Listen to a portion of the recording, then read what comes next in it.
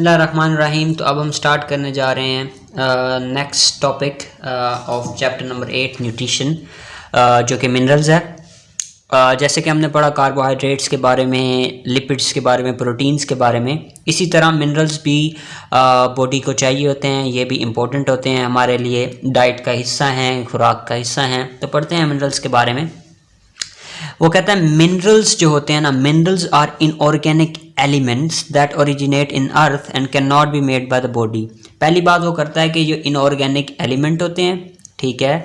दूसरी बात, ये ज़मीन के अंदर पाए जाते हैं, ज़मीन से हमें मिलते हैं, ज़मीन के अंदर पाए जाते हैं। और तीसरी बात ये है कि जिस्म, जो हमारा जिस्म है, इन चीज़ों को नहीं बना सकता। मतलब जो मिनरल्स है हम खुद अपनी बॉडी में नहीं बना सकते, लेकिन प्रोटीन्स जो है वो हम अपनी बॉडी में बना सकते हैं। हम ट्रांसलेशन करेंगे, ट्रांसक्रिप्शन करेंगे, रेप्लिकेशन करेंगे पहले, फिर ट्रांसक्रिप्शन करेंगे, ट्रांसलेशन करेंगे, हम प्रोटीन बना लेंगे।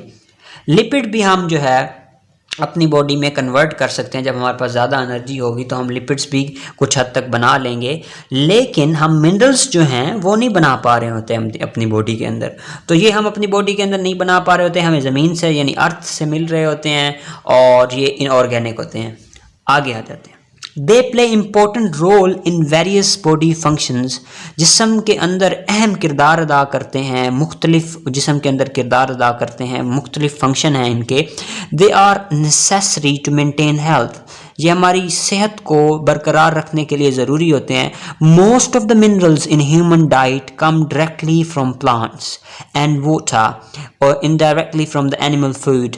अच्छा, अब इसमें ये कह रहा है कि ज़्यादातर जो मिनरल होते हैं जब हम पौधे जो हैं उनको खाते हैं तो हमें मिल जाते हैं। मतलब जो वेजिटेबल्स हम इस्तेमाल करेंगे उनके अंदर काफ़ी हद तक मिनरल्स होते हैं, उन्हीं से हमारी ज़रूरियात पूरी हो जाती हैं। फिर हम पानी भी पीते हैं, पानी के अंदर भी मिनरल्स होंगे, ठीक है। सिर्फ H2O तो नहीं होगा, पानी के अंदर भी मिनरल्स होंगे, ठीक है। पानी के अंदर मौजूद एक गिलास पानी में थोड़ा सा कैल्शियम, ये चीज़ें मौजूद होती हैं ज़मीन में, क्योंकि ज़मीन ओरिजिनेट कर रही है मिनरल्स को। ज़मीन एक सोर्स है, ज़रिया है इन मिनरल्स का। तो पानी ज़मीन से निकलता है तो उसके अंदर भी कुछ मिकदार इन मिनरल्स की होती है। जब हम पानी पीते हैं तो मिनरल्स जो हमें चाहिए होते हैं हमें पानी से भी मिल जाते हैं। और कुछ पौधे जो होते हैं, जैसे कोई कैबेज है, जैसे गोभी है, तो वो जब उग रही होती है, या कोई और फ्रूट है, कोई वेजिटेबल है, वो हम कंज्यूम करते हैं, तो वो जब पानी या नमकियात ज़मीन से खींचती है ना, तो साथ में अपने नमकियात में मिनरल्स होते हैं, ठीक है। तो वो अपने साथ खींच लेती है। तो जब हम उसको कंज्यूम करेंगे, खाएंगे, तो हमारी ज़रूरियात पूरी हो जाएंगी, ठीक है। It is more than enough. या फिर हम किसी एनिमल का जब हम गोश्त खाते हैं तो उससे भी हमारी मिनरल्स रिक्वायरमेंट पूरी हो जाती हैं। वो कहता है minerals are categorized into major and trace minerals. अब मिनरल्स दो किस्म के होते हैं, एक मेजर होते हैं, ठीक है, और दूसरे कौन से होंगे? दूसरे ट्रेस होंगे, ट्रेस मिनरल्स, या इनको माइनर भी कह सकते हैं कि ये स्मॉल क्वांटिटी में हमें चाहिए। जो मिनरल्स हमें ज़्यादा चाहिए होंगे उनको हम मेजर कह रहे होंगे, और जो कम चाहिए होंगे उनको माइनर मिनरल्स कह रहे होंगे। अब मेजर की डेफिनेशन वो बताता है कि मेजर मिनरल्स हैं आर रिक्वायर्ड, ऐसे मिनरल्स होते हैं जो हमें चाहिए होते हैं इन अमाउंट्स ऑफ 100 मिलीग्राम्स और मोर पर डे। एक दिन में अगर हमें कोई मिनरल 100 मिलीग्राम या उससे ज़्यादा चाहिए तो उसको हम कहेंगे कि ये हमारे पास मेजर मिनरल है। और जो मिनरल हमें 100 से कम मिकदार में एक दिन में चाहिए होगा उसको हम ट्रेस मिनरल का नाम दे देंगे, ठीक है। पढ़ के भी आपको बता देता हूँ। While trace minerals are required in amount less than 100 milligram per day. तो जो हमें 100 मिलीग्राम से कम मिकदार में चाहिए होते हैं उनको हम ट्रेस मिनरल्स कह देते हैं। The roles of major and minor minerals in the human body are given in the table. अब ये जो मेजर मिनरल्स हैं और माइनर मिनरल्स हैं इनको देख लेते हैं, इनका फंक्शन भी देख लेते हैं। स्टार्ट करते हैं जी। ये टेबल बहुत इंपॉर्टेंट है MCQs के हवाले से। सोडियम बहुत ही इंपॉर्टेंट मिनरल है सोडियम। अगर एक बंदे को इन मिनरल्स का नहीं पता तो वो ग़िज़ाइयत जो है इंसान की उसको बरकरार नहीं रख सकता। सोडियम जो बेसिकली होता है वो नमक के अंदर होता है, ठीक है। तो अगर हम नमक ज़्यादा खा लें तो हमारा बीपी बढ़ जाएगा, हमारा ब्लड प्रेशर बढ़ जाएगा, हमें हार्ट अटैक हो सकता है और मसले मसाइल हो सकते हैं। प्रेशर बढ़ेगा, हमारी गुर्दों में मसले हो जाएंगे, किडनी डैमेज हो सकता है, ब्रेन डैमेज हो सकता है। तो इन मिनरल्स का इस्तेमाल जो है हमें बहुत एक एहतियात के साथ करना पड़ता है एज अ डॉक्टर। अब जब आप एक डॉक्टर होते हैं तो इन मिनरल्स को आप बहुत एहतियात से अपने मरीज़ों को देते हैं। जो हार्ट पेशेंट होते हैं उनको ज़्यादा सोडियम नहीं दिया जा सकता, ठीक है। इवन के वर्ल्ड हेल्थ ऑर्गेनाइजेशन के मुताबिक कितने लोग जो हैं सोडियम का ज़्यादा इस्तेमाल करने से कितने लोगों की ब्लड प्रेशर होने होता है और उनकी डेथ हो जाती है। किसी का ब्रेन के अंदर कोई नाली वगैरह फट जाती है, ब्रेन हैमरेज हो सकता है और हार्ट अटैक्स हो सकते हैं, हाई ब्लड प्रेशर से किडनी प्रॉब्लम्स हो सकते हैं। तो एज अ डॉक्टर अभी तो आपको नहीं पता होगा इन चीज़ों का, लेकिन मैं आपको ये हर एक बात की इंपॉर्टेंस बताता हूँ ताकि आप इस चीज़ को समझें। और ये मिनरल्स जो हैं ये आप ऐसे ही नहीं ये बायोलॉजी पढ़ रहे हैं, इनका एक आगे जाके इनका एक किरदार है, ठीक है। तो ये जो सोडियम वगैरह होता है ना ये बहुत इंपॉर्टेंट होता है, ये मिनरल्स बहुत इंपॉर्टेंट होते हैं बेसिकली, ठीक है। मैंने आपको सोडियम की मिसाल से ही समझा दिया। तो वो क्या कहता है सोडियम के बारे में, वो कहता है sodium fluid balance in the body, जो पानी वगैरह का जो बैलेंस है ना जिस्म के अंदर उसको मेंटेन करता है। Helps in absorption of other minerals. हम सोडियम लेंगे बॉडी में एक मिकदार के अंदर, तो सोडियम का ये रोल बता रहा है, क्या किरदार है। वो जिस्म के अंदर जो पानी वगैरह है ना उसको जिस्म से खारिज होने में जो है खारिज नहीं होने देगा। पानी का अगर ज़्यादा है उसको रिलीज़ करवाएगा यूरिन में, पेशाब में, और अगर कम है तो उसको रिटेन यानी बॉडी के अंदर ज़ख़ीरा करके रखेगा पानी का, ठीक है। ये सोडियम का एक अहम सबसे इम्पोर्टेंट फंक्शन यही है, fluid balance in the body. ये आपको ये चीज़ समझाने के लिए एमबीबीएस में कितने 2, 5, 6 पता नहीं कितने चैप्टर पढ़ने पड़ेंगे हर एक स्टेप पे, फिजियोलॉजी में, सब में। तो ये बहुत इंपॉर्टेंट है ये सोडियम। और इसके अलावा ये न्यूट्रिएंट्स को जज़ब होने में मदद देता है। उसके बाद पोटाशियम पे आ जाते हैं, ये भी फ्लूइड बैलेंस में काम कर रहा होता है और को फैक्टर फॉर एंजाइम के तौर पे काम करता है। को फैक्टर आपने एंजाइम वाले चैप्टर में पढ़ा था, क्या था को फैक्टर? वीडियो पॉज करके आप मुझे बताएं, अगर नहीं बता पाए तो मैं आपको बताता हूँ। एक एंजाइम है, ये एक एंजाइम है, ठीक है। ये एंजाइम जो है ना मुकम्मल तौर पे काम नहीं कर सकता, इसको एक हिस्सा चाहिए होता है एक किसी और चीज़ का। ये एंजाइम है, ये प्रोटीन से मिलके बना है, ठीक है। और इसको एक पार्ट चाहिए होता है, एक हिस्सा चाहिए होता है जो नॉन प्रोटीन हो। ये वाला हिस्सा जब इसके साथ मिलता है तो इस तरह ये पूरा एक एंजाइम मुकम्मल एंजाइम बन जाता है और तब ये अपना काम पूरी तरीके से कर सकता है, अपना वर्क कर सकता है। अगर ये इसको हिस्सा ना मिले, यानी ये जो हिस्सा है एंजाइम प्रोटीन और नॉन प्रोटीन पार्ट से मिलकर बना होता है। जो प्रोटीन पार्ट होता है वो तो उसका प्रोटीन से मिलकर बना होगा। जो नॉन प्रोटीन पार्ट होता है, जो उसको चाहिए होता है एंजाइम को उसको काम करने के लिए, उसको कंप्लीट करने के लिए, जब तक नॉन प्रोटीन पार्ट नहीं होगा तब तक वो काम नहीं कर पाएगा। जो नॉन प्रोटीन पार्ट होता है उसको कोफैक्टर कहते हैं, ठीक है। मैंने आपको रिवीजन करवा दी एंजाइम से। तो पोटाशियम जो है कोफैक्टर के तौर पर भी काम कर रहा होता है। उसके बाद क्लोराइड पे आ जाते हैं। वो कहता है फ्लूइड बैलेंस के तौर पर ये भी काम करता है। सोडियम, पोटाशियम, क्लोराइड, ये तीनों इंपॉर्टेंट है। ये तीनों के तीनों जिस्म के अंदर जो है जो पानी है या खून है उसकी मिकदार को बैलेंस करेंगे। ज़्यादा पानी हमारे जिस्म से वेस्ट नहीं होगा, ज़ाया नहीं होगा, और ज़्यादा जब हम पानी पिएंगे तो वो ज़्यादा रिमूव होगा। जिस्म में एक बैलेंस एक बरकरार रहेगा कि जिस्म के अंदर इतना पानी हो। अगर ज़्यादा पानी हो तो आपने देखा होगा जो बूढ़े लोग होते हैं उनके जो पैर होते हैं, ठीक है, ये मैं पाँव खुद से बना रहा हूँ, उनके जो पाँव होते हैं वो सूजे हुए होते हैं, क्या है, सूजन हो जाती है। उनमें सोडियम, पोटाशियम, इन चीज़ों की जो है ना मसले हो रहे होते हैं, जिसकी वजह से उनके पाँवों पे सूजन हो रही होती है। या कहीं पे भी आपके जिस्म में सूजन होती है ना, वहाँ पे असल में पानी, इंटरस्टिशियल फ्लूइड इसको बोलते हैं, वो जमा हो जाता है। फ्लूइड ये आप अभी पानी से याद रख लें कि पानी के बैलेंस को मेंटेन करने के लिए सोडियम, पोटाशियम और क्लोराइड अहम किरदार अदा कर रहे होते हैं। और उसके अलावा क्लोराइड का काम है कि कंपोनेंट ऑफ हाइड्रोक्लोरिक एसिड है HCl, जो मैदे के अंदर एक तेज़ाब रिलीज़ होता है, हाइड्रोक्लोरिक एसिड उसको कहते हैं। ये खुराक को हजम करने में मदद देता है। उसके अंदर भी क्लोराइड होता है, हाइड्रोजन और क्लोराइड मिलके हाइड्रोक्लोरिक एसिड बनाते हैं, ठीक है। तो उसमें इंपॉर्टेंट है, फ्लूइड बैलेंस में इंपॉर्टेंट है। सोडियम का आपको मैंने बता दिया फ्लूइड में इंपॉर्टेंट है, अब्जॉर्प्शन में हेल्प करता है यानी जज़ब होने में मदद देता है जो न्यूट्रिएंट्स हम खाते हैं। अब इन तीनों के कॉमन बात पे आ जाते हैं। इम्पोर्टेंट फॉर मसल कॉन्ट्रैक्शन, ये मसल कॉन्ट्रैक्शन के लिए इंपॉर्टेंट है। जो नर्व हैं उनकी इम्पल्सेस के लिए इंपॉर्टेंट है, यानी कि यहाँ पे हमारा दिमाग है ना, इस तरह ये हमारा दिमाग, इस तरह हमारी ये स्पाइनल कोड है और ये हमारा दिमाग है। तो दिमाग जो सिग्नल भेजता है ना हाथ को कि तुम इस तरह हाथ हिलाओ, तो ये सिग्नल, इनको नर्व इम्पल्सेस कहते हैं। तो इन नर्व का इस जगह से करंट इस जगह जाएगा मेरे हाथ की तरफ, यानी कि ये मेरा हाथ है ना, इधर मैं अपना हाथ बना दूं तो मेरा दिमाग जो मेरे हाथ को जो सिग्नल भेज रहा है वो असल में सिग्नल को नर्व इम्पल्स कहते हैं बायोलॉजी में। तो इनमें मदद देते हैं ये तीनों, sodium potassium calcium, sodium potassium और क्लोराइड। हार्ट फंक्शन में मैंने आपको बताया हार्ट सही से पंप करेगा, ब्लड प्रेशर में, ये भी मैंने आपको बात समझा दी है। तो ये सब इन तीनों के कॉमन काम है, ठीक है। उसके बाद कैल्शियम पे आ जाते हैं, development of maintenance of bone and teeth and blood clotting. Calcium का क्या काम है, कैल्शियम का किरदार है, क्योंकि हड्डियां जो होती हैं वो कैल्शियम से मिलकर बनी होती हैं। इंसान को कैल्शियम अपनी हड्डियों की मजबूती के लिए, हमारे दांतों के अंदर कैल्शियम होता है, टीथ के अंदर, उसके लिए, और खून को जमने में मदद देता है। अगर खून नहीं जमेगा तो क्या मसला होगा, आपको यहाँ पे कट लग गया, आपका खून बहता रहेगा, आपका सारा खून आपको ब्लीड हो जाए, आपकी ब्लीडिंग हो जाएगी, आपका खून निकल जाएगा जिस्म में से, आपके जिस्म में खून नहीं बचेगा। जब खून नहीं बचेगा आपके दिल की तरफ कोई खून नहीं जाएगा, आपका दिल बंद हो जाएगा, आप मर जाएंगे।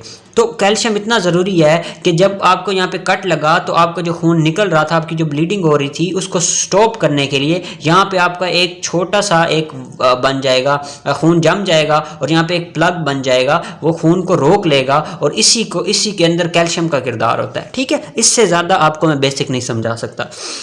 उसके अलावा मैग्नीशियम फास्फोरस, ये डेवलपमेंट करता है और मेंटेनेंस करता है बोन्स की, क्योंकि बोन्स जो हैं वो सिर्फ कैल्शियम से नहीं मिलके बनी, बोन्स फास्फोरस और कैल्शियम ज़्यादातर उसमें बोन्स में पाया जाता है। तो ये भी मैग्नीशियम और फास्फोरस बोन बनाने में, हड्डियाँ बनाने में अहम किरदार अदा कर रहे होते हैं कैल्शियम के साथ मिलके, ठीक है। ये आपको मैंने पढ़ा दिए मेजर मिनरल्स। अब हम आ जाते हैं माइनर मिनरल्स की तरफ या ट्रेस मिनरल्स की तरफ। मेजर मिनरल्स कौन कौन से हैं? सोडियम, पोटाशियम, क्लोराइड, तीनों के तीनों बॉडी में फ्लूइड को बैलेंस कर रहे हैं, ये बहुत इंपॉर्टेंट किरदार है। कैल्शियम हड्डियों के अंदर होता है, ये आप याद रखने। मैग्नीशियम और फास्फोरस भी हड्डियों में काम कर रहा होता है। और कैल्शियम का एक और इंपॉर्टेंट काम है कि वो खून को जमने में या खून की क्लोटिंग करने में मदद दे रहा होता है। ट्रेस मिनरल्स के ऊपर हम आ जाते हैं। सबसे पहले आयरन के बारे में पढ़ेंगे। आयरन बहुत इंपॉर्टेंट है, जिसको जब बच्चा पैदा होने वाला होता है ना, तो जो प्रेग्नेंट वुमेन होती है उसको अनीमिया हो जाता है। अनीमिया कहते हैं खून की कमी को। आपके घर में जो लोग पीले पीले जिनकी स्किन हो जाती है, येलोविश टाइप स्किन, उनको अनीमिया होता है, तो उनको बेसिकली आयरन की कमी होती है। अगर आयरन की कमी हो जाए तो हमारा खून जो है वो नहीं बन पाता और हमें कमज़ोरी हो जाती है, चक्कर आने लग जाते हैं, दिल की धड़कन तेज़ हो जाती है। तो इस तरह के जब हमें आयरन की कमी होगी तो इस तरह के मसले हो जाएंगे। तो मैं आपको ज़्यादा कॉम्प्लिकेटेड बातें नहीं बताता। अच्छा, आयरन जो होता है वो ऑक्सीजन ट्रांसपोर्ट और उसकी स्टोरेज में मदद करता है। ये कैसे करेगा, मैं इसको एक्सप्लेन कर दूँ थोड़ा सा।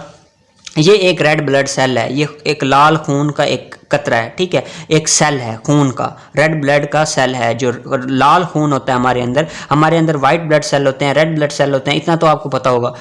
ये इस तरह का बाई कनकेव होता है, उसके अंदर न्यूक्लियस नहीं होती, ठीक है। ये मैंने उसको बाई कनकेव बनाने के लिए किया है। इसके अंदर जनाब अली बैठा होता है आयरन, ठीक है। ये आयरन क्या करता है, जब ये जाता है ना फेफड़ों के अंदर, ये खून जब फेफड़ों के अंदर जाता है ना, तो जो हम ऑक्सीजन सांस लेते हैं, ये आयरन जो है एक मकनातीस के तौर पे काम करता है, अपने साथ ऑक्सीजन को मिला लेता है। ये आयरन और ऑक्सीजन आपस में मिलके एक जगह से दूसरी जगह जाते हैं, जहाँ पे ऑक्सीजन की ज़रूरत होती है। ये आयरन बेचारा अपना ऑक्सीजन दे देता है, फिर से लंग्स के पास आ जाता है, यानी फेफड़ों के पास आ जाता है, फिर से ऑक्सीजन ले लेता है, फिर चला जाता है। इस तरह ये अपना पूरे जिस्म में खून इस तरह दौड़ता रहता है, और जहाँ पे ऑक्सीजन की ज़रूरत होती है वहाँ पे खून पहुँच जाता है। जहाँ पे ऑक्सीजन की ज़रूरत होती है वहाँ पे आयरन अपना ऑक्सीजन दे देता है। तो आयरन जो है ऑक्सीजन को कैरी करने के लिए, यानी ऑक्सीजन को एक जगह से दूसरी जगह ले जाने के लिए, और उसको स्टोर यानी उसका आयरन को अपने साथ रखने के लिए या उसको अपने साथ ज़ख़ीरा करने के लिए भी इंपॉर्टेंट है। तो वही बात उसने बताई कि ऑक्सीजन की ट्रांसपोर्ट और स्टोरेज के लिए आयरन बहुत इंपॉर्टेंट है।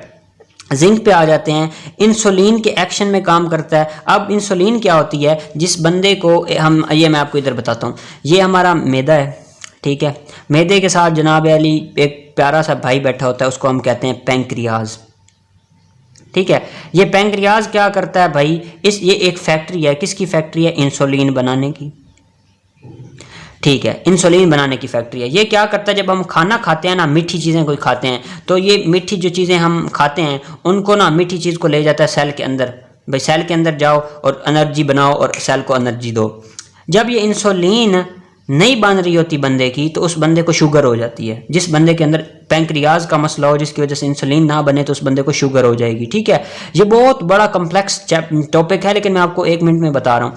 बंदे का पास मैदे के नीचे पैंक्रियाज होता है जिसको हम लुबलुबा कहते हैं। ठीक है, वो पैंक्रियाज क्या करता है, इंसुलिन बनाता है, इंसुलिन बना के खून में फेंकता है। जब खून में इंसुलिन आती है तो वो जो हम ग्लूकोज या खाते हैं या दूसरी जगह जिसको मैं शुगर भी कह सकता हूँ, शुगर खाते हैं, उसको पकड़ के सेल के अंदर डाल देता है। जब वो सेल के अंदर जाती है तो सेल उसको इस्तेमाल करता है, उससे एनर्जी बना लेता है। जब इंसुलिन नहीं बनती तो इंसान के जो खून है उसके अंदर शुगर बढ़ जाती है, क्योंकि वो शुगर सेल के अंदर नहीं जा रही होती। सेल के अंदर कौन शुगर भेज रहा था, इंसुलिन भेज रहा था। तो इस तरह जो ब्लड है उसके अंदर जो शुगर है वो ज़्यादा हो जाती है, जिसकी वजह से बंदे को मसला हो जाता है। ठीक है, और बंदे को शुगर हो जाती है। अब जो है जिंक क्या करता है, इंसुलिन को मदद करता है कि वो अपना अच्छे से एक्शन परफॉर्म करे। यानी इंसुलिन जो है उसने अपने साथ किसको मिलाना है, शुगर को मिलाना है और शुगर को ले जाना है सेल के अंदर।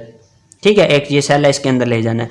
अब जिंक जो होगा मदद करेगा इंसुलिन को शुगर को पकड़ के सेल के अंदर ले जाने में। सही हो गया, इससे मैंने आपको बेसिक बता दिया है। उसके बाद जिंक आल्सो हेल्प करता है ग्रोथ में, रिप्रोडक्शन के अंदर। और इन दोनों का एक बुनियादी फंक्शन भी है, एक्ट एज एंजाइम को फैक्टर सपोर्ट इम्यून फंक्शन। जो बीमारियों के खिलाफ लड़ने वाला हमारा सिस्टम है उसको इम्यून सिस्टम कहते हैं, उसमें मदद देता है जिंक और आयरन। और दूसरी बात, ये कोफैक्टर के तौर पे भी काम कर रहे होते हैं। कोफैक्टर आपको पता है नॉन प्रोटीन पार्ट होता है एंजाइम का। उसके बाद कॉपर पे आ जाते हैं। कॉपर क्या करता है, कॉपर जो होता है वो कोफैक्टर के तौर पे काम करता है। बस बात खत्म। क्रोमीनियम के ऊपर आ जाते हैं। ये क्या कर रहा होता है, ये भी इंसुलिन को काम करने में मदद दे रहा होता है, इंसुलिन की मदद कर रहा होता है उसको अपने काम करने में। फ्लोराइड पे आ जाते हैं। फ्लोराइड क्या करता है, बोन मिनरल है और हार्ड करता है टूथ एनामल को। जो हमारे दांत है ना उनके ऊपर आपने देखा होगा एक सफ़ेद कलर की एक लेयर होती है। ठीक है, वो जो होती है वो फ्लोराइड की वजह से अपनी जगह पे होती है। फ्लोराइड काम करता है कि उनको मजबूती दे, हड्डियों को और दांतों को। ये फ्लोराइड का काम है। आयोडीन का क्या काम है, आयोडीन जो है नॉर्मल थायराइड फंक्शन में काम करता है। अब ये आपको इस तरह से याद करना मुश्किल होता है, इसलिए मैं आपको ये सारी चीज़ें एक एक लफ्ज़ बता के एक्सप्लेन करता हूँ। ये कोई भी एक्सप्लेन नहीं करेगा, वो ऐसे बताएगा थायराइड फंक्शन, लेकिन बताएगा नहीं थायराइड फंक्शन होता क्या है। अब मैं आपको बताता हूँ। ये आपका जनाब है मुंह, ठीक है, उसके नीचे ये आपकी पड़ी है गर्दन। ठीक है, गर्दन के आगे आपके इस तरह का ना एक चीज़ पड़ी है। ठीक है, उसका नाम है थायराइड।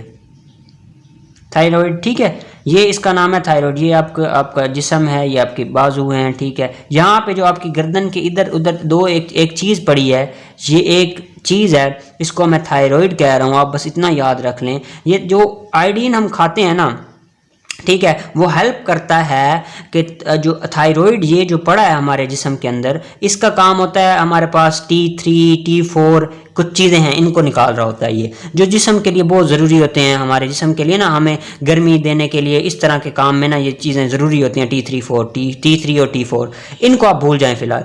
यहाँ हमारे गर्दन के ऊपर एक ग्लैंड पड़ा होता है, इसको ग्लैंड कहते हैं। ठीक है, ये क्योंकि चीज़ें निकाल रहा होता है T3 T4, तो इसको इस ग्लैंड कहते हैं। बस आप ये याद रखें, हमारी गर्दन के ऊपर एक इस तरह का एक गोश्त का टुकड़ा पड़ा हुआ है, आप ऐसे याद रख लें, उसको हम थायराइड कहते हैं। थायराइड जो है उसको अच्छे से काम करने के लिए आयोडीन की ज़रूरत होती है। ठीक है, तो आयोडीन क्या करता है, मदद करता है थायराइड ग्लैंड की, ताकि वो अच्छे से काम कर पाए।